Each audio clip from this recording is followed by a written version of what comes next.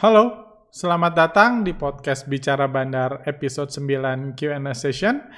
Dalam podcast ini, saya akan menjawab pertanyaan-pertanyaan yang masuk dalam kolom komentari di podcast Bicara Bandar episode 9 sebelumnya. Di mana ada banyak pertanyaan masuk, saya akan coba jawab sebanyak mungkin. Saya juga akan menjawab pertanyaan di beberapa pertanyaan pilihan di video tentang BRI, di mana yang kami rilis sebelumnya juga yang tentang pergerakan asing di BRI, saya juga akan bahas di sini. Seperti biasa, saya udah pasang timer 45 menit. Kalau timernya bunyi, saya akan langsung secepat mungkin mengakhiri dan menjawab pertanyaan yang mungkin pendek yang masih bisa dijawab. Semoga saya bisa jawab pertanyaan banyak hari ini. Langsung aja, mungkin kalau kita lihat di sini sebentar. Ini podcast Bicara Bandar episode 9. Bagi Anda yang belum nonton, silahkan nonton dulu, mungkin biar nyambung, baru lanjut di ini. Kalau kita lihat di sini ada 204 pertanyaan yang nggak mungkin semuanya dijawab dalam 45 menit, jadi saya udah minta dipilihkan beberapa pertanyaan yang masuk, dipilihkan. Kalau dari pertanyaan-pertanyaan yang masuk, paling banyak menanyakan tentang ICBP dan Indofood. Saya pribadi, saya sengaja nggak buat bahas dulu pembahasan ICBP dan Indofood, biar orang lain dulu aja lah yang bahas. Untuk Indofood saya nggak bisa bahas karena satu dan lain hal, cuman untuk ICBP rencananya kalau besok ada waktu, saya ada waktu kosong, saya coba buatlah ngomong sedikit tentang pergerakan ICBP dari sisi bandarmologi atau dari sisi foreign flow. Cuman untuk hari ini saya rasa nggak ada cara pendek untuk menganalisa saham ICBP karena pergerakannya luar biasa. Kalau saya mention pun saya rasa nggak akan banyak bantu, jadi besok saya akan coba bahas. Seperti itu. Sisanya ada menanyakan tentang BRI, BCA, Unilever, beberapa saham lain, saham konstruksi dan lain-lain, nanti kita akan coba. Oke, langsung aja masuk ke pertanyaan. Pertanyaan yang masuk. Oke, dari Riza Afriansyah. Sedikit tentang ini kemarin. Tentang Bicara Bandar episode 9 kemarin, dalam podcast ini saya memprediksi IHSG akan turun. Salah satu penyebabnya karena pertolongan asing sudah dilakukan 1,5 minggu, IHSG udah rebound, dan kalau kita lihat secara foreign flow, IHSG itu inflow di BBRI jauh lebih banyak daripada inflow keseluruhan di IHSG dalam 2 minggu terakhir. Jadi saya rasa BRI sendiri yang naik nggak akan cukup. Kalaupun asing terus mengoleksi, nggak akan cukup untuk menolong IHSG tetap positif kalau yang lain mulai turun. Saya melihat mungkin udah ideal kalau asing mulai ngerem aksi belinya di BRI seperti itu. Jadi saya prediksi untuk minggu depan IHSG akan turun. Itu seperti itu. Oh, ada yang nanya kenapa saya jadi dukun. Saya baru mengaku kesalahan karena salah menjadi dukun di BRI. Kenapa saya jadi dukun di IHSG? Simply buat senang-senang aja, atau simply karena as an analis, misalnya bagi CNBC saya adalah seorang analis. Saya selalu diminta untuk menjadi dukun. Setiap minggu saya dikirim WhatsApp, tolong prediksi IHSG naik atau turun. Saya lakukan itu hampir setahun terakhir. Jadi minggu ini saya mengatakan kepada CNBC minggu depan IHSG turun. 2 minggu terakhir saya selalu mengatakan IHSG naik, dan puji Tuhan benar. Seperti itu aja. Dan karena kita nggak bisa beli IHSG juga anyway, jadi nggak apa-apa lah. Itu dukun-dukunan di Indofood, di IHSG seperti itu. Oke, saya langsung jawab pertanyaannya. Kalau ini dari Pak Riza tadi, kalau menurut saya pribadi kondisi market sekarang lebih kepada short term portfolio adjustment in waiting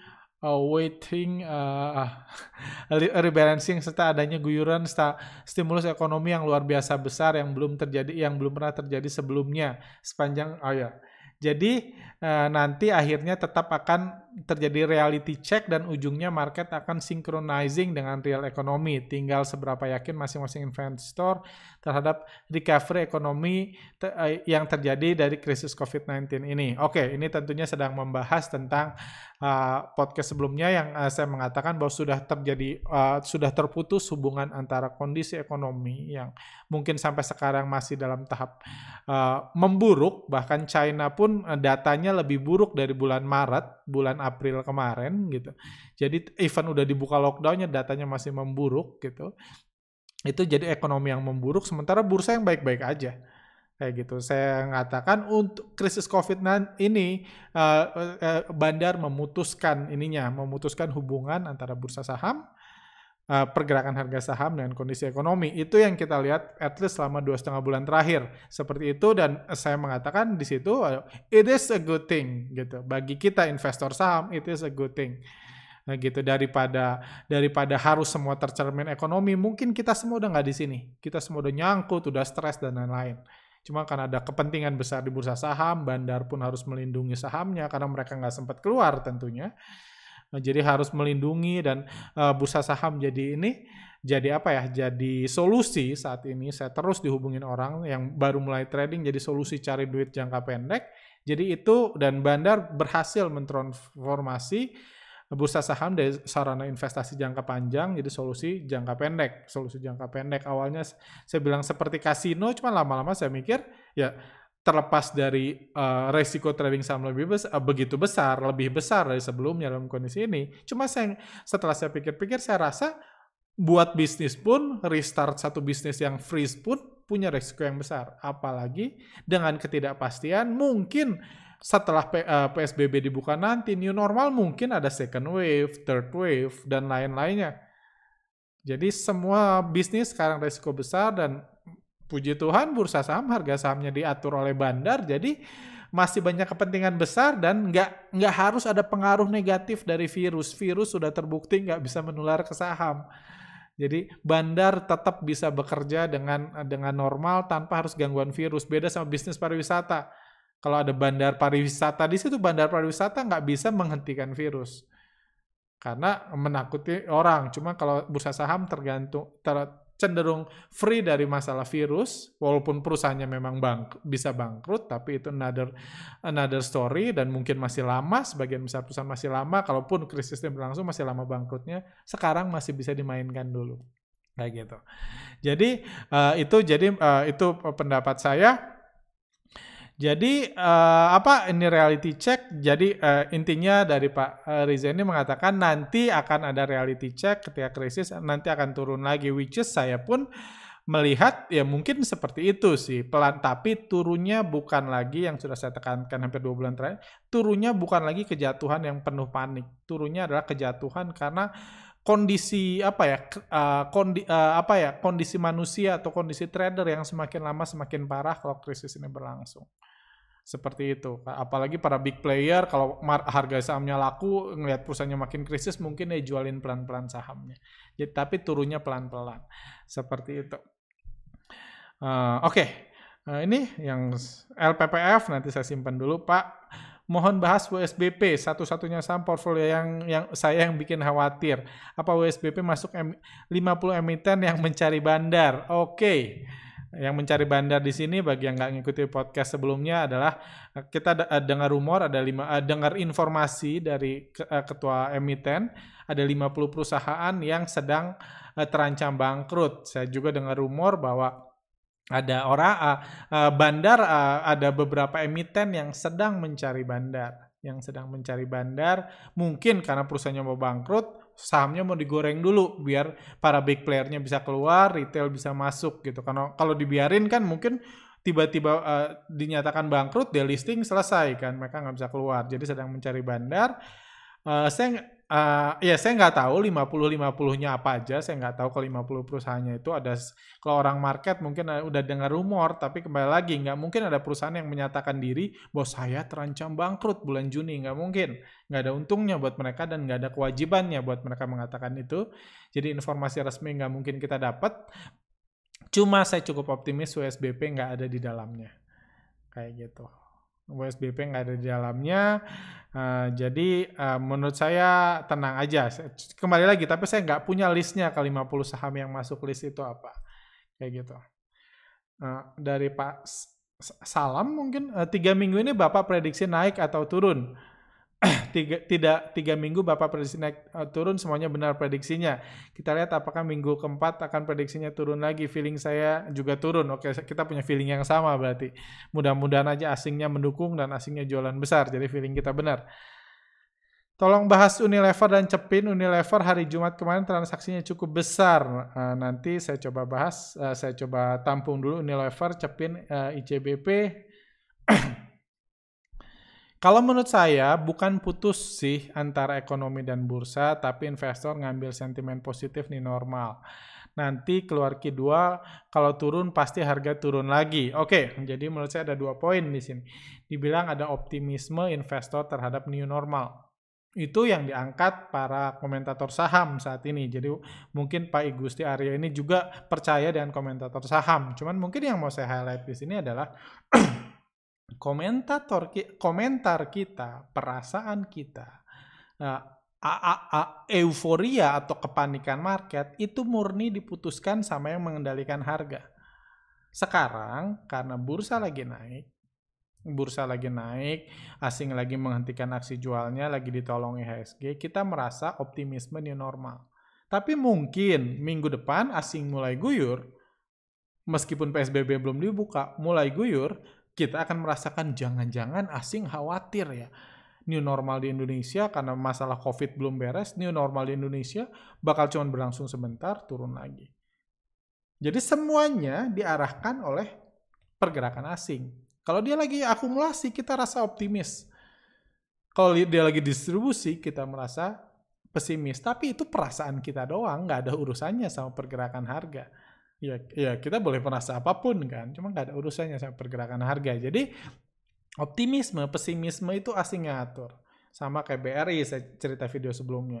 Waktu BRI diguyur, orang mengatakan ini BRI karena pesimisme akan laporan keuangan kuartal kedua yang juga dibahas di sini. Diprediksi laba BRI bakal ancur-ancuran kuartal kedua waktu diguyur.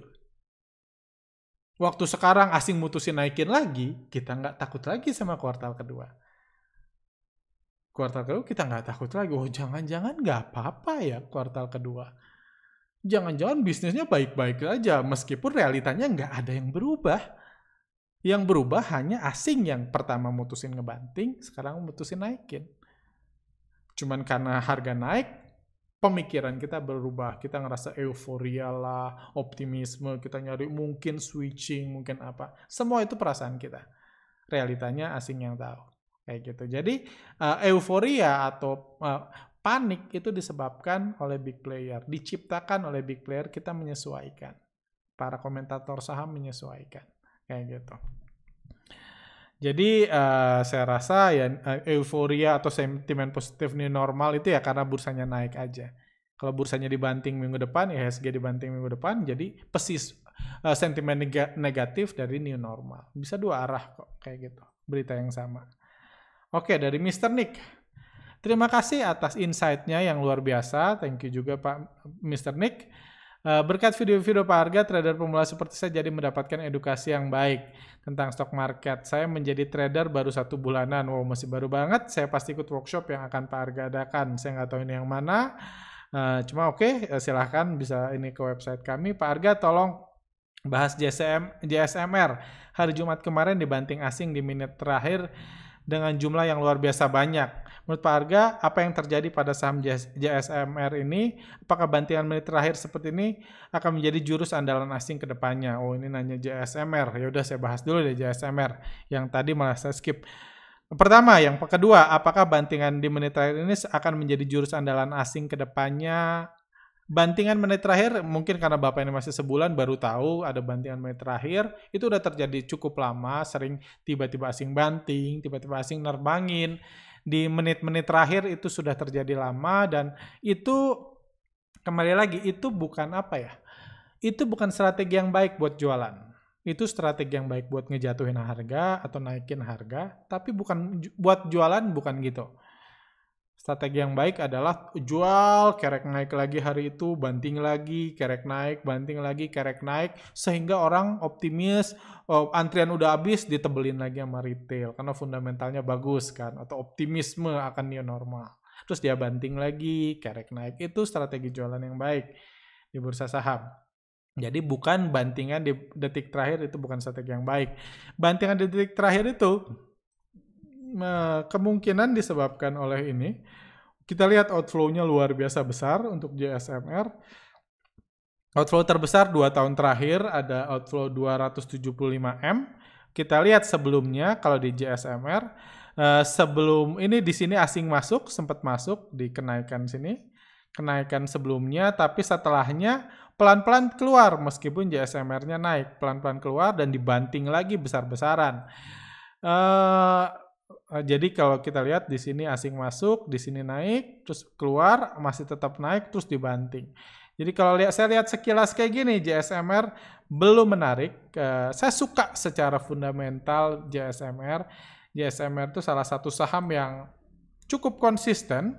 Saya beli, saya jual lagi, beli, jual lagi. Saya suka ini saham.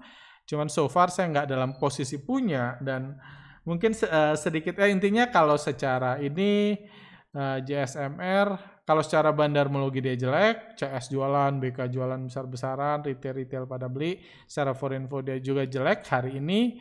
Kemarin, jadi karena ini analisa sehari juga, jadi saya bilang saran saya nggak usah ini dulu, nggak usah masuk dulu untuk hari Selasa ya, Senin kan libur, hari Selasa depan nggak usah masuk dulu, atau mungkin jadi so far saya analisa sepanjang bulan Mei deh. Apakah indikasinya bagus? Enggak juga, enggak terlalu bagus. Tadi saya belum merubah JSMR selama bulan Mei.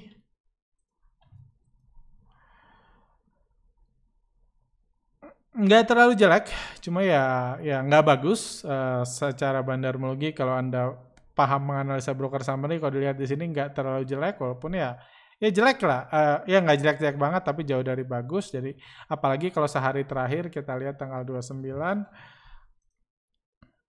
wah ini ngeri banget distribusinya. Broker-broker ini jualan, semua kompak jualan, retail malah pada beli. Jadi nggak bagus so far saat ini. Seperti itu. Jadi mungkin satu tambahan lagi, mungkin saya ke Mr. Nick yang masih baru trading. Jadi ini nasihat aja sih gitu. Saya tahu JSMR perusahaan yang normal, mungkin sebagai investor pun kita merasa safe untuk beli JSMR karena tolnya nggak akan kena virus kan. Walaupun sepi ya nanti buka lagi kayak gitu kan. Cuman mungkin saran bagi investor yang masih baru, kalau goalnya adalah mencari keamanan, apapun sahamnya, nggak usah beli ketika lagi dibanting. Apapun sahamnya, karena zaman COVID ini semua saham blue chip pun jadi kayak gorengan. Jadi memang ada kepuasan pribadi nih untuk beli di harga terendah. Untuk beli di harga terendah ketika jatuh ini, cuman harga terendah jangan lupa baru muncul ketika harganya rebound. Harga terendah itu baru muncul setelah harganya naik. Kita nggak tahu harga terendah sebelum harganya naik. Jadi ketika market lagi panik, ketika dibanting, nggak usah beli dulu kalau Anda newbie. Tunggu aja lebih tenang, baru Anda mulai pikirkan. Jangan terbawa emosi karena dibanting murah ini Anda langsung ini, karena biasanya terhadap newbie, karena mencoba mencari untung sebesar mungkin, justru malah rugi. Kayak gitu. Justru malah rugi, jadi saran saya, kalaupun Anda tertarik, so far saya belum, kalaupun Anda tertarik di JSMR, saran saya sebaiknya lebih berhati-hati dalam membeli dan tunggu lebih tenang dulu kondisi marketnya. Mungkin Senin tenang atau inflow masuk, Selasa baru di situ ini. Nggak usah ngincar harga terendah. Gitu. Kita ini seperti itu mungkin saran saya bagi para newbie. Pak, terima kasih atas kasih videonya. Saya mau bertanya soal BBRI. Saya agak bingung dengan manuver asing. Bukannya saat ini bisa dibilang mereka jual di harga murah dan buyback di harga mahal. Kalau asingnya memang serius mau akumulasi, seharusnya caranya tidak seperti ini. Apakah ini sebuah super trap yang disusun investor asing? Good point, sangat bagus pertanyaannya. Seperti saya bahas dalam video sebelumnya, kita lihat memang realitanya asing beli di harga cukup mahal dan beli sangat besar. Itu realitanya. Di harga tinggi dia beli sangat besar. Ada yang juga pertanyaan lainnya yang masuk saya sempat baca adalah, berarti retailnya untung dong? Berarti lokalnya untung dong, lebih pintar dari asing ya. Pertanyaannya lokal nggak bisa dianggap satu kan. Lokal yang mana ini yang bisa dibilang untung? Karena kenyataannya kalau kita lihat BRI, dari sini pun, dari level tertingginya pun di sini gitu kan. Dari tanggal 1, 2, 3 pun ini pergerakan asingnya pelan-pelan terus keluar. Ini lokal semakin lama semakin nyangkut. Anda nggak bisa bilang lokal sebagai, meskipun lokal banyak, lokal, mayoritas lokal masih dalam kondisi nyangkut di BRI saat ini. Memang ada yang untung, seringkali yang untung pamer kayak gitu, nunjukin screen cap which is normal. Cuman kalau kita lihat realitanya, lokal mayoritas nyangkut. Dan kembali lagi, asing nggak bisa ngalahin semua lokal. Ya kalau dia mau ngalahin semua lokal terus harus dibanting terus kan sampai 50 baru dia ngalahin semua lokal. Dan bukan itu tujuan asing. Dia simply mungkin mau ngurangin posisinya dan lain-lain. Jadi nggak bisa, karena lokal banyak kayak gitu. Jadi overall lokal tentunya masih rugi. Kenapa dia beli? Memang aneh, saya setuju dengan pertanyaan memang aneh. Saya juga dibahas dalam podcast sebelumnya, sebenarnya belum tertutup kemungkinan ini jebakan besar. Ketika mulai optimis, pelan-pelan dijual lagi, tapi yang saya bilang juga sebelumnya, karena 6 hari terakhir, 6 hari terakhir itu asing udah belanja BRI sebanyak 2,5 triliun. Jadi kalaupun dia mau jualan 2,5 triliun, nggak mungkin sehari. Kita nggak perlu jadi dukun nebak-nebak, kita tunggu aja. Masih mungkin, masih saya lihat. Karena nggak ideal, cara akumulasinya itu nggak ideal. Kalau asing beli harusnya dia pelan-pelan, di sini biasanya seperti itu. Nggak ideal, walaupun ya kenyataannya ideal atau enggak ya mau mereka, asing mah bebas. Kayak gitu, cuman nggak kayak orang pengen memanfaatkan di harga murah. Karena ketika orang panik ini sebenarnya asing bisa beli pelan-pelan. Sebenarnya, tapi entah kenapa dia nggak milih gitu, saya nggak tahu. Mungkin ada kebijakan lain-lain, saya nggak tahu. Dan nggak ada gunanya juga berspekulasi karena nggak pernah tahu benar atau salah. Cuman yang pasti ini nggak ideal, masih mungkin jebakan, masih. Kayak gitu. Oke, pertanyaan yang bagus. Oke. Pak Hengki, selamat malam Pak Arga. Saya setuju dengan pergeseran paradigma mengenai apa itu bursa saham dengan keterkaitannya dengan kondisi real ekonomi. Namun orang melihat bursa saham sebagai salah satu sumber untuk menghasilkan uang dalam situasi ekonomi yang sulit ini. Tapi transaksi saham di bursa itu murni 1:1. Ada yang jual, ada yang beli, ada yang untung, ada yang rugi. Cuman perpindahan, bukan pertumbuhan. Pertanyaannya, by the end siapa yang akan merugi besar? Apakah retail? Terima kasih. Dalam banget pertanyaannya. Gimana ya? By the end siapa yang benar yang gini, jadi yang kita semua tahu, tentunya harus tahu bahwa ketika ada yang beli, harus ada yang jual. Kayak gitu. Euforia itu dibilangnya euforia karena marketnya naik. Euforia di BRI karena harganya lagi naik. Tapi ketika euforia itu ada yang beli, ada yang jual. Jadi bukan euforia dua belah pihak kan. Euforia yang beli, asingnya lagi euforia. Retailnya sih lagi jualan, lagi panik. Kalau ngomong beli itu euforia, panik itu jualan. Kayak gitu. Jadi saya setuju ada yang beli, ada yang jual. Tapi nggak harus harus ada yang beli, ketika ada yang untung, ada yang rugi, nggak harus. Contohnya, saya beli BRI ketika asing mulai masuk, terus saya jual di atas. Setelah saya jual, yang saya bahas dulu, harganya masih naik. Berarti yang beli dari saya juga masih bisa untung. Ketika market bullish, bisa sama-sama untung. Ketika market bullish. Karena yang beli dari saya jual lagi, nanti naik lagi, semua bisa untung. Kayak gitu. Ketika market bearish, bisa sama-sama rugi. Saya cut loss, saya jual misalnya ke Bapak Hengki. Pak Hengki beli dari saya, udah itu turun lagi, cut loss lagi, kita sama-sama rugi. Kayak gitu. Jadi ketika market bullish bisa sama-sama untung, ketika market bearish sama-sama rugi. Nah, cuman itu dia. Cuman kalau market sideways biasanya yang lebih experience, yang lebih pintar biasa untung. Atau bahkan yang lebih jago lagi bisa untung di masa bearish, bisa aja kayak gitu memanfaatkan. Cuman memang pertanyaannya siapa yang akan dirugikan di akhirnya? Ya kalau ada ada keajaiban tiba-tiba masalah COVID ini cepat berakhir, mungkin bisa sama-sama untung. Karena kekhawatiran orang ini nggak akan menghilang sendirinya dan bisa jadi euforia lagi. Bisa. Nah, seperti itu. Cuman kalau nggak seperti itu, kalau market bearish bisa sama-sama rugi. Bandar pun rugi. Tapi tentunya bandar mau mendistribusikan kerugiannya ke investor retail. Kayak gitu. Itu sebabnya saya buat podcast ini pun baru dimulai di masa COVID-19. Karena saya mau mengedukasi, karena menurut saya sangat berbahaya retail yang benar-benar mau cari makan di market karena nggak punya pilihan, dan trading di masa seperti ini, apalagi kalau nggak tahu resikonya. Jadi saya coba menjelaskan lah resikonya, membantu memahami karena gitu. Ujungnya ya retail pun ada yang untung, ada yang rugi anyway. Saya kenal cukup banyak orang yang dalam 1 tahun ini, termasuk puji Tuhan saya, kinerja tradingnya masih positif. Masih positif sepanjang tahun ini, cuma ya itu nggak penting lah. Maksud saya tetap aja retail pun nggak bisa dipukul rata, semua rugi semua untung. Cuma tentunya ini bisa men-trigger Anda untuk jadi yang untung. Kalau memang kita nggak punya pilihan lain. Kayak gitu. Seperti itu mungkin.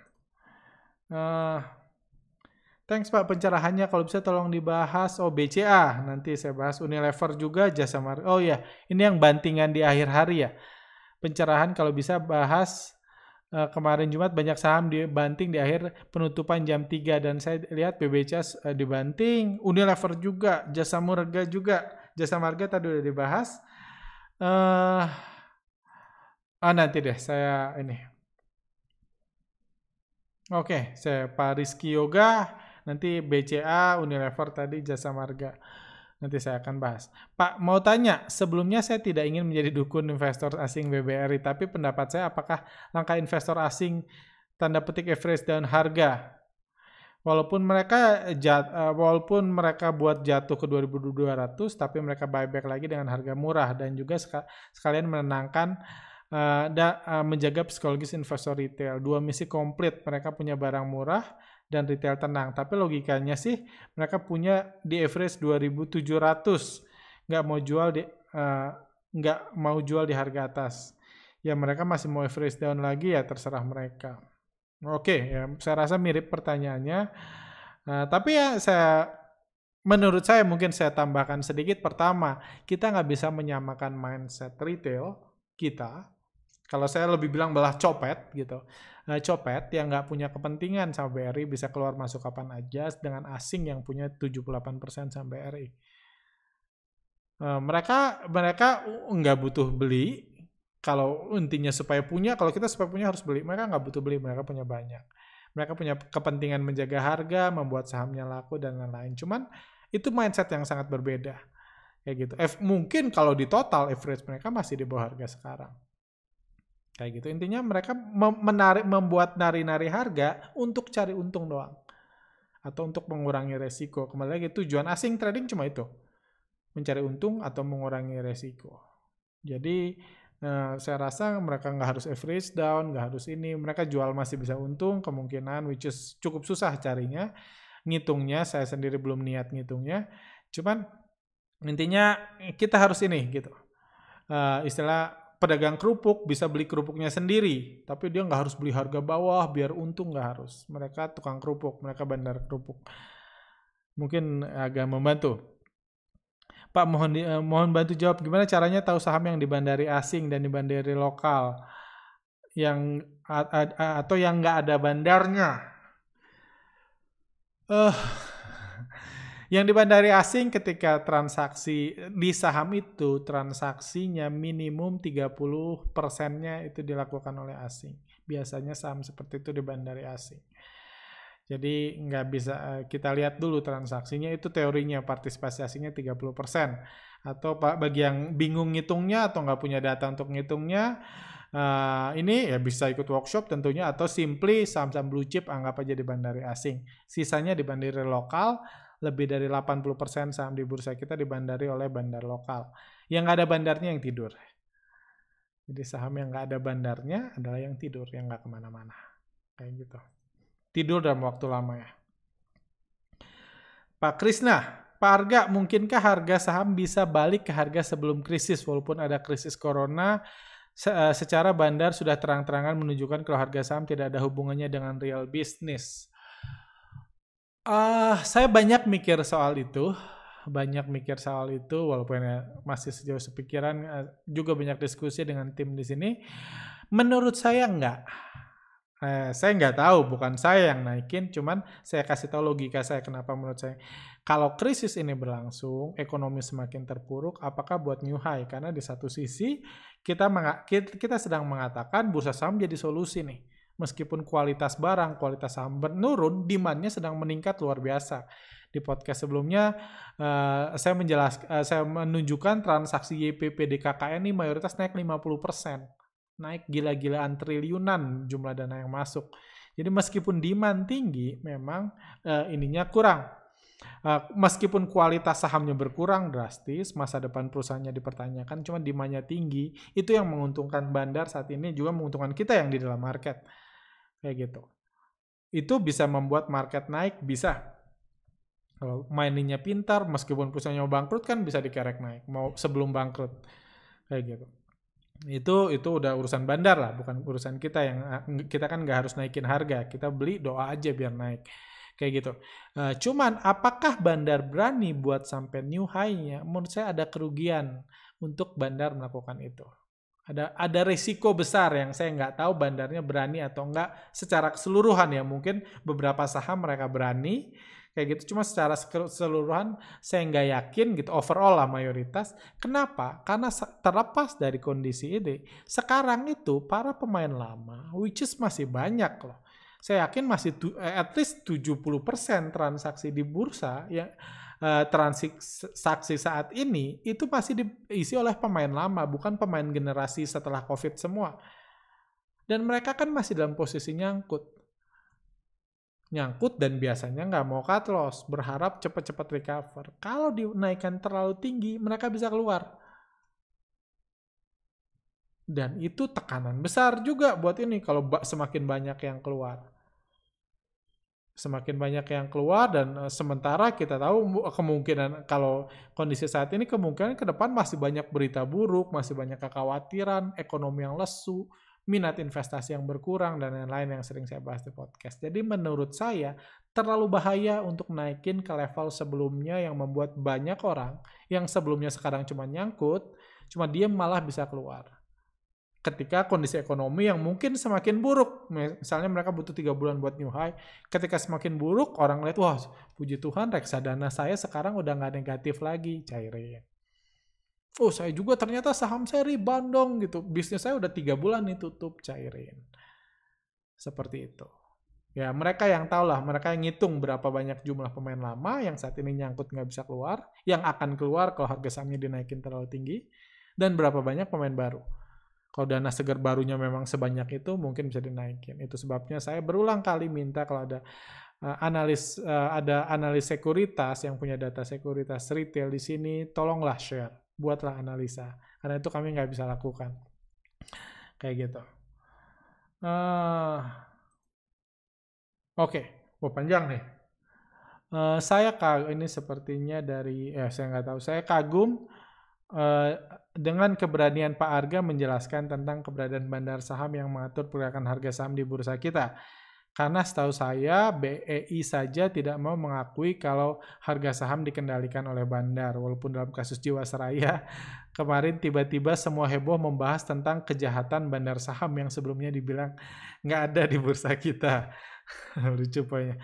Pertanyaan saya, apa Pak Arga tidak takut membahas tentang para bandar yang adalah orang-orang yang berkuasa dan bisa sangat tidak suka identitasnya diekspos dengan podcast Bicara Bandar ini? Saya lihat YouTube CTS cukup banyak yang unlike, yang mungkin adalah suruhannya bandar. Banyak ya poinnya. Kalau soal tidak takut, saya udah bahas kalau nggak salah, walaupun mungkin belum cukup jelas dalam podcast 2 minggu sebelumnya kalau nggak salah ya. Kenapa kami nggak takut bandar? Pertama, karena kami nggak mengekspos identitas siapapun. Kami udah bahas pergerakan bandar at least 7 tahun terakhir, tapi kami nggak pernah menyebutkan satu orang bandar ini sahamnya apa dan lain-lain. Dan saya yang saya lakukan di sini hanya menjelaskan kondisi market yang saya pahami setelah lama trading, realita di marketnya kayak gimana, yang menurut saya nggak sesuai dengan apa yang diajarkan investor retail. Menurut saya, menurut orang lain tentunya realitanya beda lagi. Tapi menurut saya nggak sesuai, itu yang saya ajarkan, harga saham diatur bandar bebas, dan lain-lain. Itu yang saya ajarkan. Kayak gitu. Tapi saya nggak mengekspos siapa-siapa di sini. Nggak mengekspos siapa-siapa, bahkan kalau bicara dalam kasus Jiwasraya, Kalau Anda yang udah follow kami adalah salah satu pihak yang justru mengkritisi aksi membongkar kejahatan bandar itu. Karena menurut kami nggak ada yang diuntungkan kalau bandar harus diekspos seperti itu, dan tiba-tiba orang ngomongin bandar yang katanya sebelumnya nggak ada, katanya saham bergerak fundamental dan lain-lain, tiba-tiba waktu kasus Jiwasraya semua orang ngomongin bandar. Kami menganggap ini orang nggak tahu ngomongin bandar, dan akhirnya reksadana pada bubar kan, pada jatuh kayak gitu. Jadi kami di situ malah jadi pihak pembelanya bandar, malah kami menganggap ini salah. Saya nggak bilang kami bukan salah, mungkin kami menganggap resikonya kerugiannya lebih besar membongkar bandar, mengusik bandar daripada enggak. Yang dirugikan lebih banyak.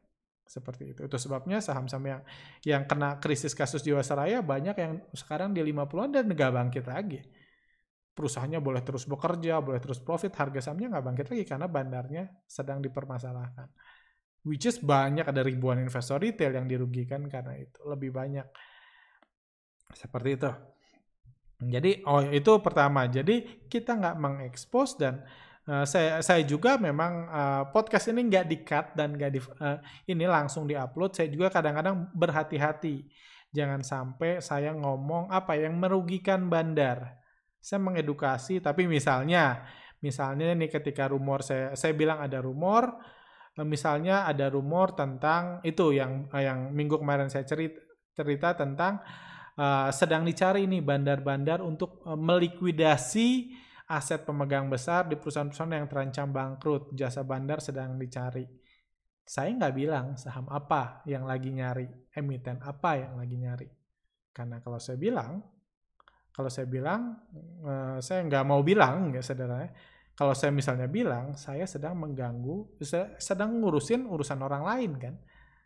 Sedang ngurusin urusan orang lain, sedang ngerusak bisnis bandar orang lain, saya nggak berani bilang, dan which is menurut saya nggak fair juga.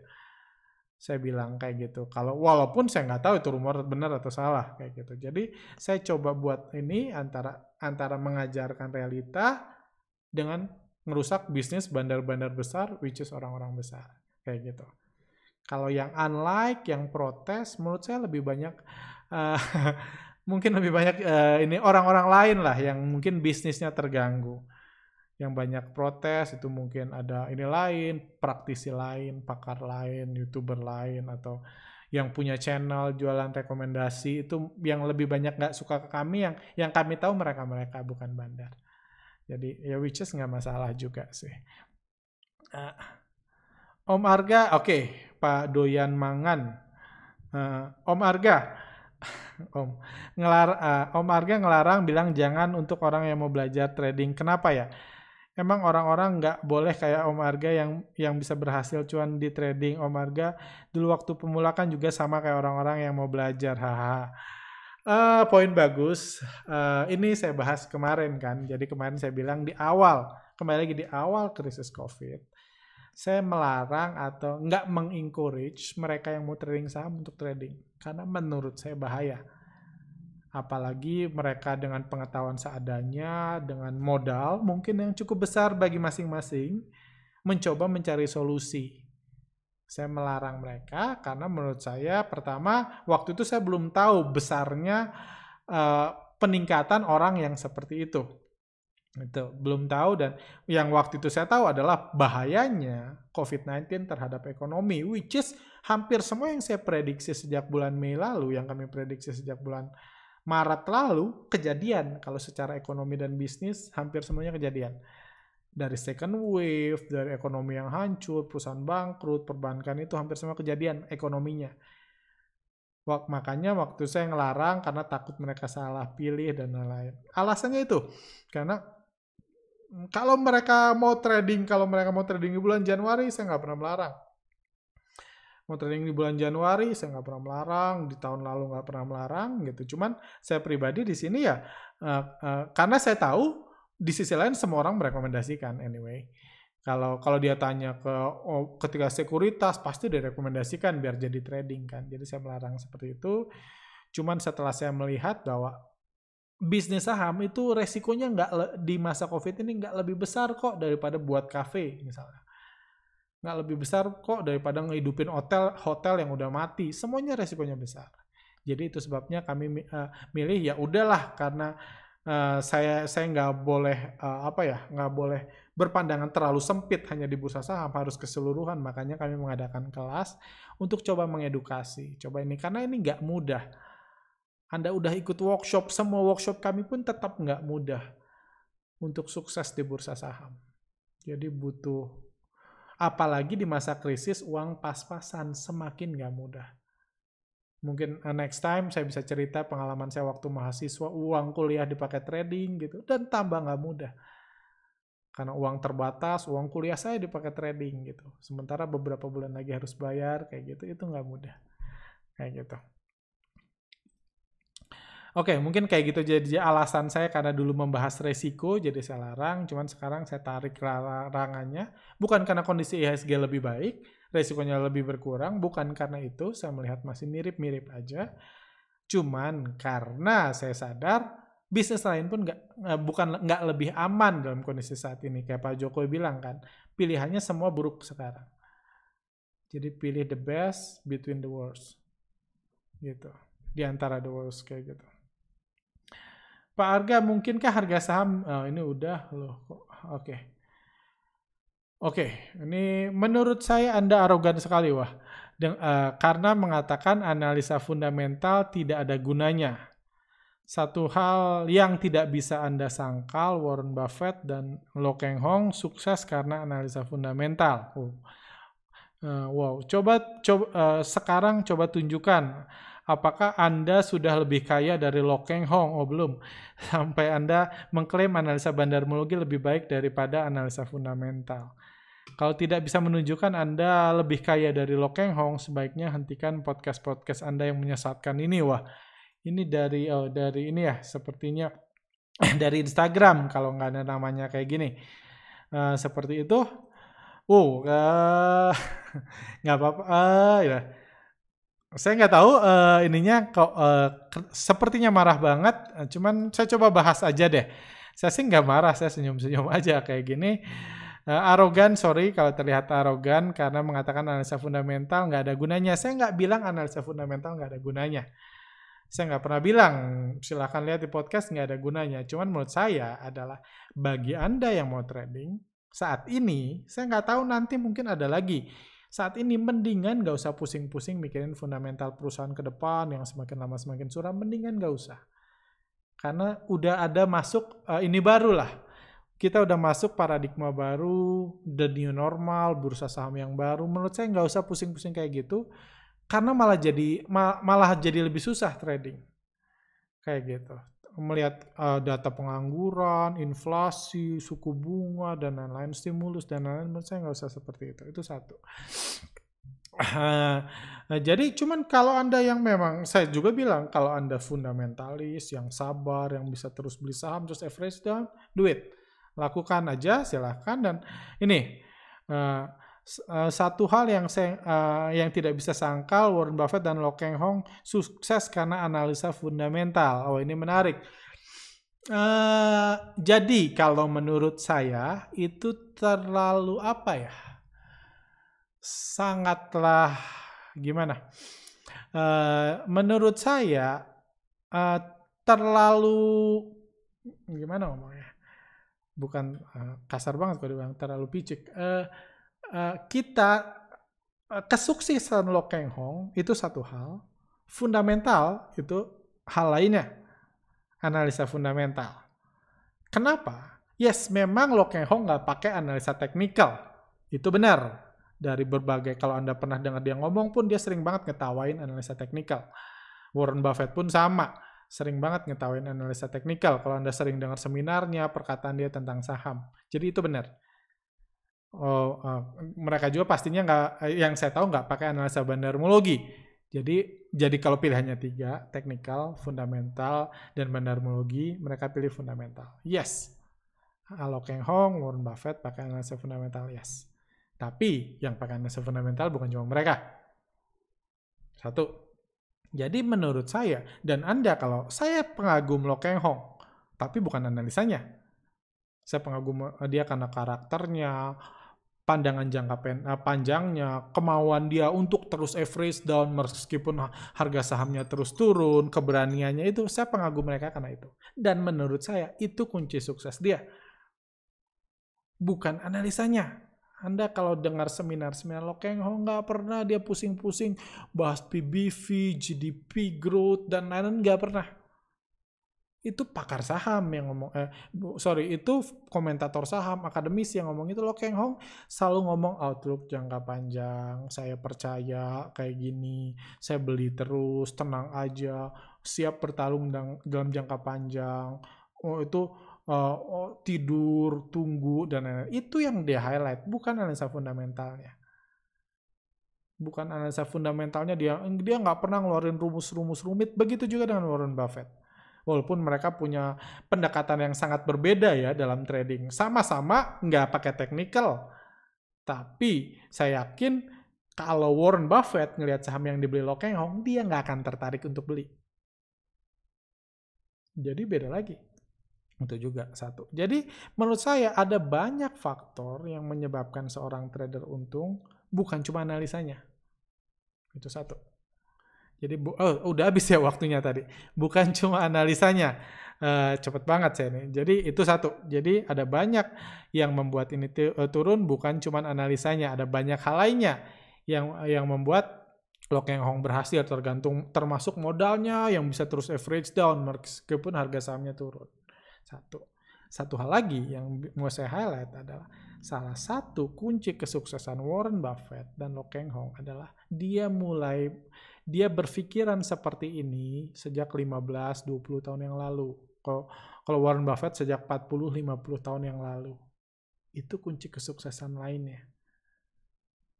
Dia ini. Jadi mungkin analoginya kayak gini ya. Gimana ya pasnya? Oh ini. Misalnya orang terkaya sekarang, seingat saya yang terakhir terkaya itu Jeff Bezos. Jeff Bezos dia buat toko online. Kalau ngomong kayak gitu, kita ngambil cuma satu poin, bukan dari Jeff Bezos keseluruhan kesuksesannya, tapi buat toko online Amazon. Jadi, kalau pakai pemikiran seperti itu, berarti misalnya ketika Mark Zuckerberg buat Facebook, ada orang nyalahin dia. Lu salah buat sosmed. Buktikan orang terkaya. Kayak gitu. Atau nggak usah ini deh. Atau ada seseorang buat aplikasi baru saat ini. Nggak usah maksudkan buat aplikasi baru yang menurut dia bagus untuk kondisi saat ini. Terus ada orang ngomong ke dia. Lu salah. Lihat tuh Jeff Bezos. Dia buat toko online. Buat Amazon. Dia orang terkaya. Emang siapa yang kaya gara-gara cara lu? Buat aplikasi, buat game, siapa yang kaya? Lihat orang terkaya di dunia aja buat toko online. Kita harus sadar bahwa Jeff Bezos sukses buat Amazon karena buat toko online dari 20 tahun yang lalu. Orang sekarang buat toko online bunuh diri. Orang sekarang buat toko online bunuh diri kalau menurut saya. Udah ada Alibaba, udah Amazon kayak gitu. Jadi menurut saya salah satu unsur keberhasilan mereka karena mereka trading sejak lama. Kita nggak bisa pakai mesin waktu trading di saat mereka trading, pakai metode mereka trading. Nggak punya. Yang pasti saya kenal ada seorang ibu, dia beliin semua sahamnya, saya kenal karena dia curhat, beli semua sahamnya yang dibeli Lo Keng Hong sejak 3-4 tahun yang lalu, sekarang loss banyak. Mungkin bangkit, mudah-mudahan biar ibu itu bisa keluar. Mudah-mudahan bangkit. Cuman artinya apa? Mungkin itu hanya terjadi, mungkin enggak, gitu. Hanya terjadi di masa lalu. Yang kita tahu sendiri juga, sejak krisis 2008, kinerja Warren Buffett biasa aja kok. Itu kita tahu juga. Sejak krisis 2008, kinerja Warren Buffett biasa aja. Dana kelolaannya biasa aja, nggak istimewa.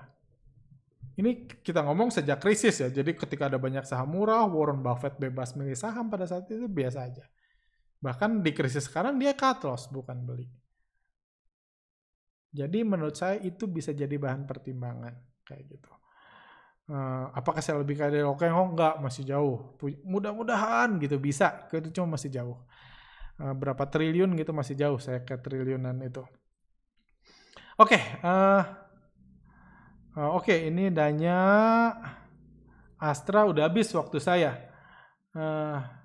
Saya pilih satu lagi terus saya coba bahas deh. Banyak ya. Nih, saya pilih. Apakah manajer investasi reksadana saham termasuk golongan yang dikatakan bandar? Maaf, masih newbie. Nggak harus, bisa iya, bisa enggak. Saya nggak mau menuduh siapapun ngebandarin saham karena ini nanti konotasinya jelek, ngebandarin, bisa iya, bisa enggak. Saya ngomong fakta aja. Waktu krisis Jiwasraya, ketika satu dinasti bandar digoyahkan, salah satu dinasti bandar besar di Indonesia digoyahkan, reksadana pada tumbang. Mungkin itu jadi pemikiran. Tapi bukan satu reksadana ya, banyak reksadana. Silahkan dari situ dipikirkan ke depan. Oke, satu lagi mungkin udah itu saya coba bahas saham-saham BCA, Unilever, tadi apa ASII. Jam terbang trading saham masih pendek.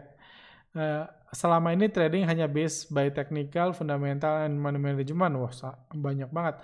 Hebat berarti. Dan sangat terima kasih dengan logika emas dari Mas Arga belakangan ini. Sampai saya kesimpulan teknik bandarmologi adalah kuncinya. Kunci apa ya? Saya nggak tahu. Pertanyaan, based on track recordnya Mas Arga, apakah trading dengan logika bandarmologi sangat efektif diterapkan dalam segala kondisi, baik kondisi normal maupun kondisi krisis yang lalu-lalu? Apakah saya salah jika menganggap bandarmologi adalah kuncinya? Wah, itu dia. Tadi pertanyaan saya, yang dimaksud kuncinya apa? Saya bahas ini dulu deh. Banyak pertanyaan yang nggak sempat ke ini. Saya nggak bisa bahas buat semua orang, karena satu hal yang bisa saya katakan adalah kita nggak bisa pick, itu yang saya bilang tadi, seperti Jeff Bezos tadi buat Amazon. Kita nggak bisa pick satu poin dan menganggap kalau kita ambil poin itu, pick buat toko online. Kalau kita buat toko online, kita akan kayak Jeff Bezos. Enggak. Ada faktor keberuntungan, ada faktor momen, ada faktor karakter, dan lain-lain. Seperti itu. Poinnya apa? Adalah saya nggak bisa nge-pick satu poin di mana yang saya yakin semua orang bakal sukses. Karena ada hubungannya dengan karakter, ada hubungannya dengan luck, ada hubungannya dengan itu. Cuman mungkin kalau menjawab pertanyaan ini, saya udah belajar teknikal, cukup lama belajar teknikal, walaupun akhirnya saya memutuskan untuk nggak pakai setelah ratusan jam saya belajar analisa teknikal, berbagai macam metode. Saya belajar teknikal, saya ngerti lah dikit-dikit fundamental, saya belajar money management, dan saya belajar bandarmologi. Nah kayak gitu, dan menurut saya salah satu yang membuat saya jadi trader yang lebih baik, salah satunya adalah ketika saya mengembangkan dan berpikir dengan metode logika bandarmologi. Itu menurut saya. Nah, kayak gitu. Tapi tentunya Anda kalau tanya Lokeng Hong, mungkin dia nggak peduli. Saya sih ada saham, saya beli aja terus, nanti juga naik. Kayak gitu kan, nanti juga naik, saya beliin aja terus, semakin turun semakin bagus, semakin murah beli. Kembali lagi, jadi menurut saya nggak ada jawaban kunci buat semua.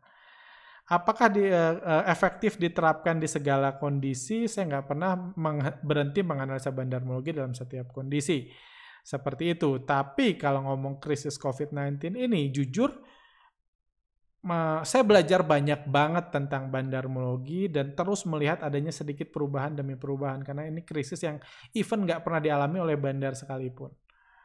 Jadi banyak pattern yang banyak gaya, banyak strategi, banyak metode, banyak pemahaman baru yang saya share, yang saya dapatkan dalam beberapa bulan terakhir, dan beberapa diantaranya saya share di sini.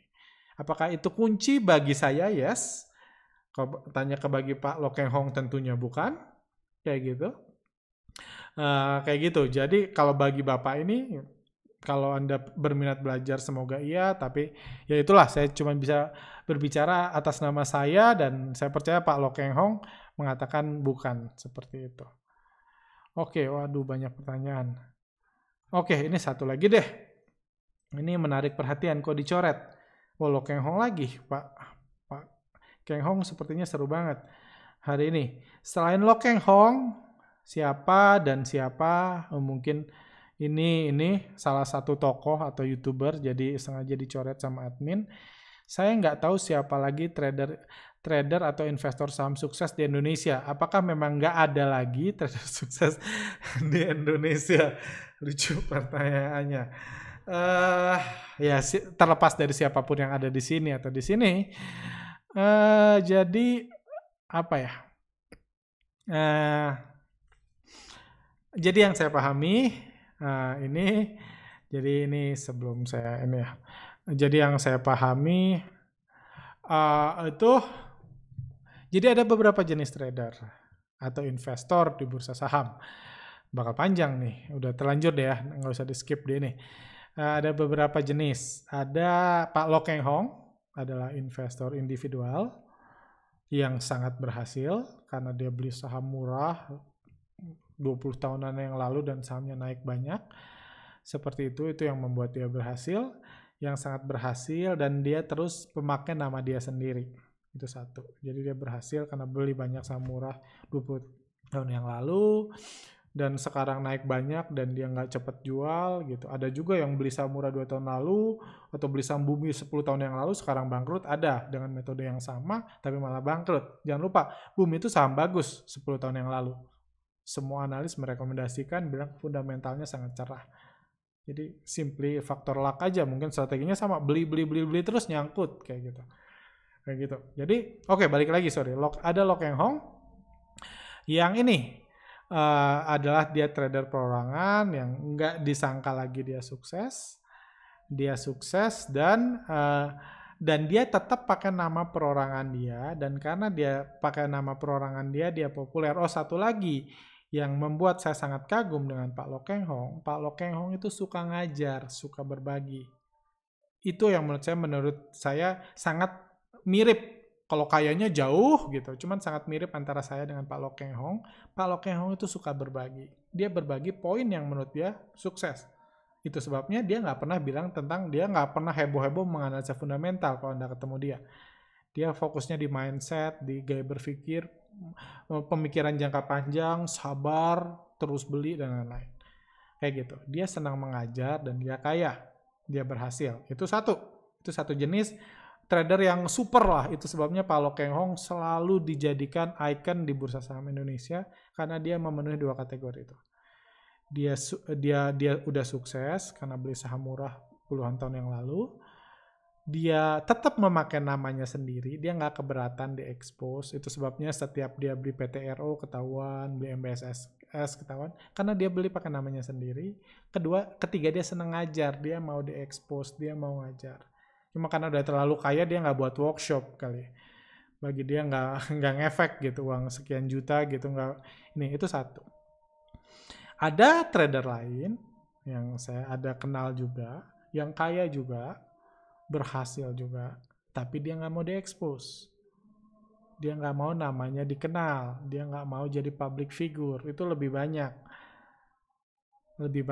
dan dia nggak mau di-expose, dia nggak mau jadi public figure, dia nggak mau ketika dia beli saham langsung muncul namanya di situ. Kalau dia beli saham besar, kalau Keng Hong langsung muncul, dia nggak mau. Apa yang dia lakukan, kan dia nggak mau di-expose, misalnya dia buat PT, dia beli pakai nama PT ini, beli nama PT ini, segala macam, jadi dia nggak di-expose. Ada trader sukses yang seperti itu. Nah, ada juga trader yang saya nggak tahu dia kaya atau enggak. Dia yang pasti nggak terekspos kekayaan dia, cuman mengekspos diri. Mengekspos diri gitu, bilang saya sukses, saya berhasil meningkatkan modal dari segini, dari awalnya saya trader ini cuma modal 10 juta, sekarang udah 20 M, dan lain-lain. Mengekspos diri. Pak Lo Keng Hong nggak mengekspos diri, makanya saya salut. Dia diekspos karena memang dia nggak ngerubah namanya dari kepemilikan saham, jadi orang bisa ngitung nih orang kaya banget. Dia nggak pernah ngaku gue cuan segini, ini gue screen cap, gue segala macam, nggak pernah. At least saya nggak pernah tahu dia kayak gitu.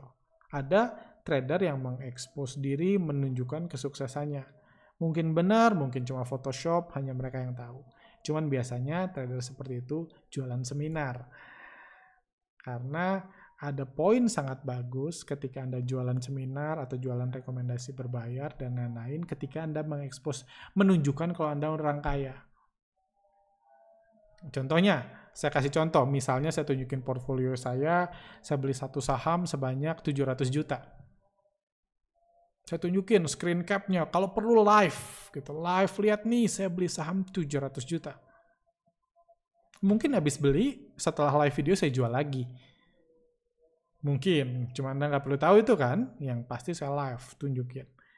Cuma apa yang saya dapatkan di situ? Saya dapatkan image keberhasilan. Image keberhasilan, dan itu meningkatkan value saya.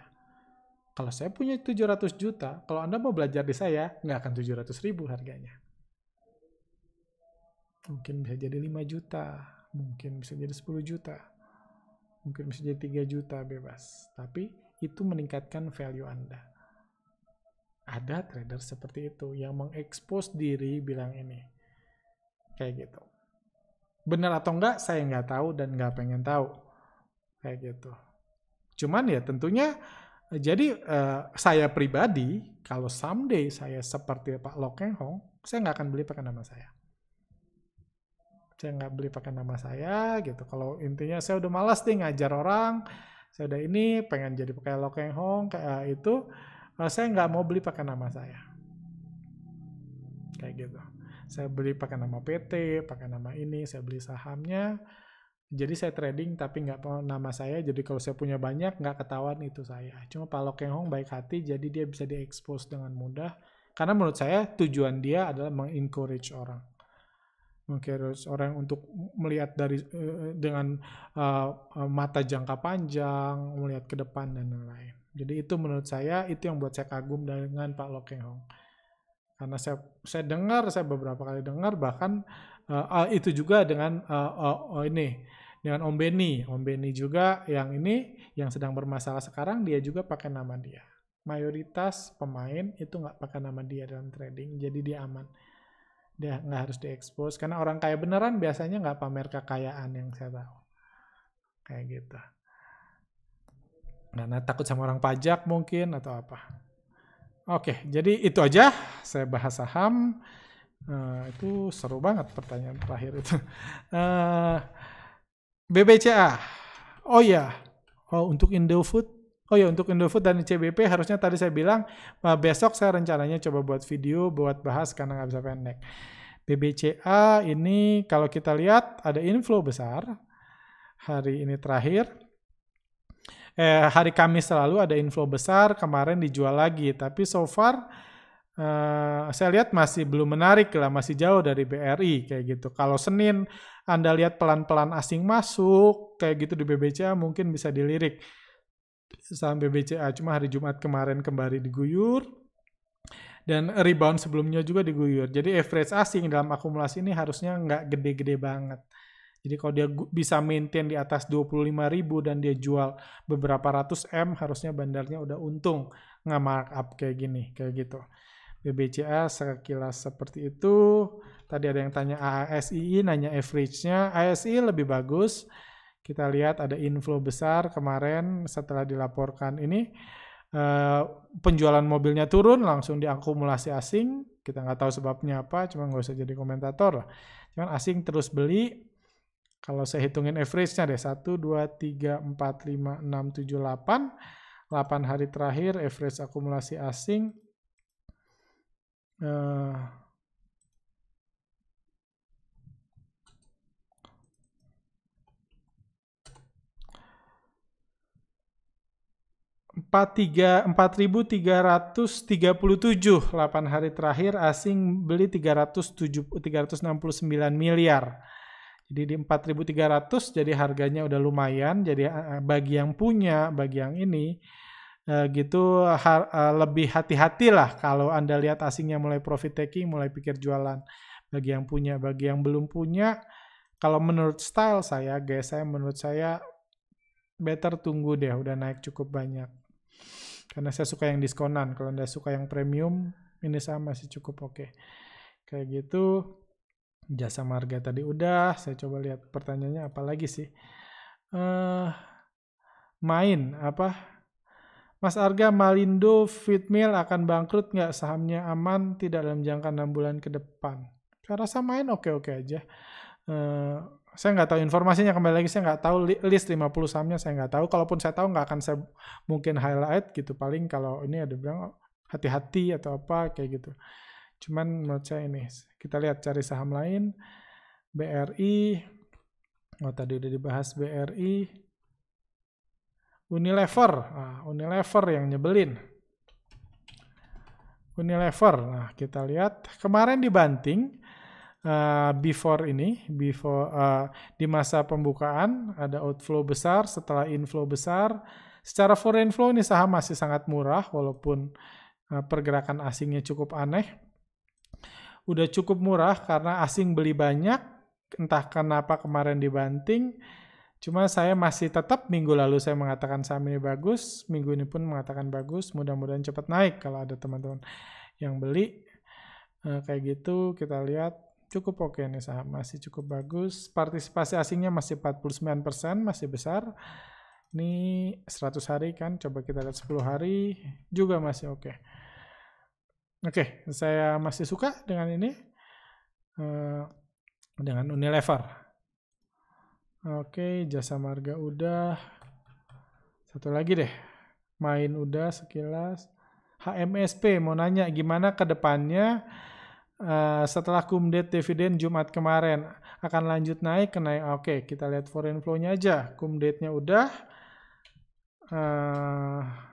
Harganya malah nggak naik. Asing terus beli before cum-date. Jadi HMSP menurut saya juga cukup oke. Partisipasi asingnya nggak terlalu besar, 26%. Cuma harusnya nggak ada penurunan signifikan juga dalam jangka pendek. Nggak ada, biasa aja. Oke, masih cukup oke, saya masih cukup suka, walaupun ya kembali lagi, saya kalau lihat saham udah diakumulasi sebanyak ini, selama ini, saya nggak biasa beli di sini. Saya biasa justru ketika ada markdown gini, harga turun asing masuk, seperti Unilever, itu waktu saya beli. Cuma itu style lah, itu gaya. Ada metode, ada analisa, ada gaya. Secara foreign flow, secara analisa bagus. Cuma dari analisa itu disesuaikan dengan gaya trading masing-masing. Karena itu karakter masing-masing. Kayak gitu. Setiap orang saya percaya akan sukses kalau menemukan gaya yang tepat di dia. Even analisanya sama, mungkin gayanya beda. Gaya masuknya beda, timing masuknya beda. Karena itu karakter, selera, dan lain-lain. Seperti itu. Oke, itu aja menurut saya. Beberapa nanya tentang ini, beberapa nanya tentang seminar. Saya belum ada timeline seminarnya, cuma kayaknya banyak yang minat. Saya akan adakan seminar yang dari nol kemarin, belajar saham dari nol lagi. Itu akan kami adakan ke depannya. Mudah-mudahan bisa secepatnya. Seperti itu, kami nanti kalau ada pun akan ada akan kami share di YouTube mungkin, atau simply yang pasti kan Anda follow channel kami. Di channel kami ini yang dimana kami akan membahas setiap hari. Kalau YouTube kan cuma seminggu sekali. Seperti itu. Oke, thank you buat rekan-rekan yang sudah bergabung. Mudah-mudahan Anda bisa belajar something dari podcast hari ini. Sampai jumpa di lain kesempatan. Sampai jumpa minggu depan. Thank you. Stay safe, stay healthy. Sampai jumpa.